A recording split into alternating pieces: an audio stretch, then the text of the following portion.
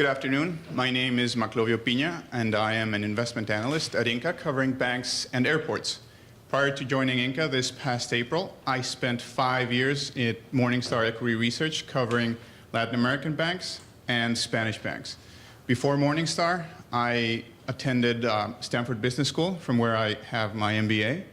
Prior to Stanford, I was an investment banker at Banamex covering M&A deals both in Mexico and in other Latin American countries where Citigroup either had or wanted to have a presence.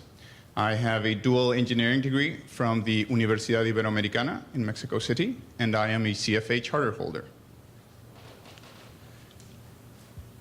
We believe banks are an excellent way to gain exposure to the increased consumer activity in all our Latin American markets.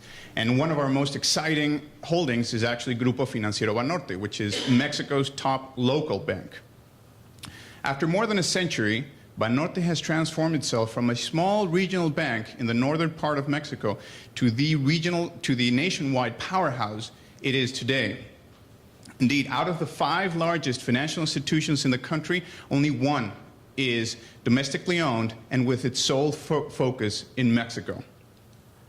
In terms of shareholders, the Gonzalez family owns a controlling stake and owes in large measure its wealth to Banorte's performance. So we see them as a steadfast shareholder and a partner.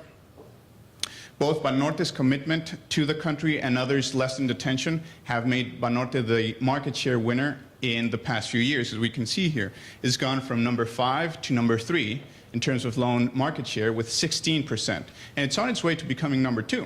It's already number 2 in commercial loans, and it's already number 2 in mortgages. In addition, it is the largest retirement savings fund manager in the country.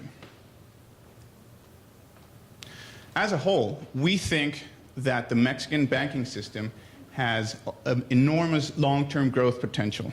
Amazingly, credit penetration in Mexico, as we measure loans to GDP percent, is lower in Mexico than in Peru and Colombia, with 26 compared to 29% in Peru and 37% in Colombia. This is despite the fact that Mexico's GDP per capita of $10,300 is between 35 and 45% higher than that in Peru and Colombia. Moreover, on average, Mexican households spend only about 5% of their incomes servicing their debt, which is more or less in line to Peru, but only a third of the 14% in Colombia and less than a fourth of 22% in Brazil. As the Mexican banking system matures and Mexican banks serve up this pent-up demand, we think that Banorte can actually outgrow the system by a little bit as it increases its retail presence. The Mexican economy is expected to grow between 3% and 4% in real terms, and the system is expected to grow loans by about 15%, implying a 4 times multiple, which we think is reasonable. To put this number into context, in Brazil, during the credit boom between 2004 and 2012, in which credit penetration went from 22% to 54%, this multiplier was between 6 and 7 times. In fact, at its peak, loans in Brazil grew by 30% in 2008. So we think that loan expansion will be much, much more moderate in Mexico, and Banorte will be able to reap the benefit of it. Not only do we think that Banorte has potential to grow its loan portfolio as a whole, but we also think that it can increase its profitability. In fact, every time we talk to management, their goal is clear. The number 1 focus is profitability. And this is one very clear example.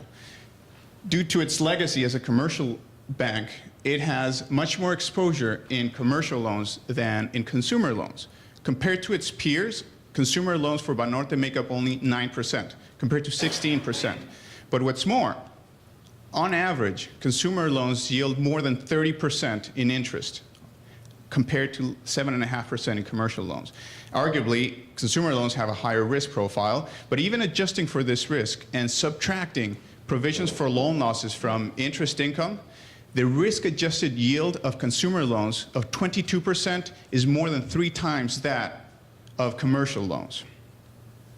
And we think that Banorte will keep on with its sound underwriting practices. Indeed, if we look at non-performing loans in Banorte's consumer portfolio, the percentage of bad loans is only 2.3%, compared to 4% at its peers. So we think that expansion going forward will not be done haphazardly.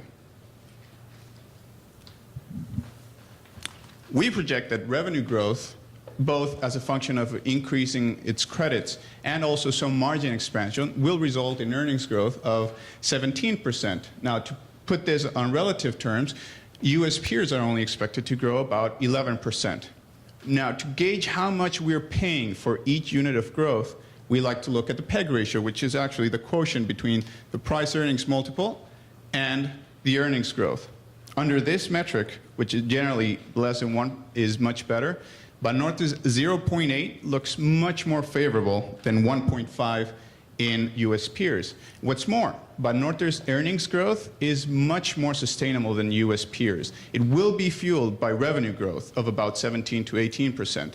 Here in the US, banks are expected to grow between 0 to 3%, maybe 5 at the most. And most of the earnings growth will come through lower provisions for loan losses, which are typically short-lived. And lastly, when we look at potential returns for Banorte, 17% are much more attractive than 11% here in the US.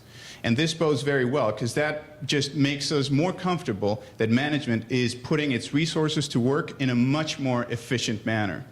So all in, combining the attractive growth and profitability prospects for Banorte, we think it is a very much superior investment than here in the US. Thank you very much. Yes, sir. I'm just curious, I would have thought that Banamex was a big win for Citigroup, and why isn't there a potential purchaser of Bank of America or Wells Fargo, for example, of Banorte? Are you expecting that? Of a potential purchase of who, I'm sorry? Why wouldn't Banorte be an obvious acquisition candidate for a major US bank? Well, the first reason would be the U.S. banks are obviously tied for capital, the big ones. If we look at capitalization ratios for the big banks, they're under very close scrutiny, and even, especially now that Basel III is coming online, they are above the minimum threshold of Tier 1, but just barely, with like, instead of 9%, they have like 10, 11%, and that leaves just very little growth there. In addition, the regulators are taking a very close look at them, because past acquisitions have not done very well for many of these banks. Take Bank of America with Countrywide, and that's a clear example of bad capital deployment that has caused the government a ton of headaches. So that's a little bit improbable in our view. But even if it happens, it is very likely that it'll happen at a very much higher multiple than what is trading now. Has Banamex been a big win for Citigroup? It has. It actually has. It's at one point.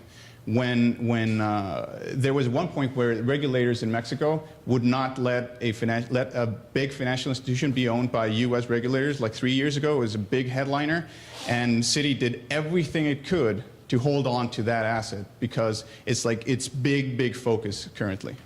So it is a big, not only in terms of its assets, because it's very important, but also in terms of profitability. Banamex is one of the 2 leading banks in consumer loans, so it's very profitable for them.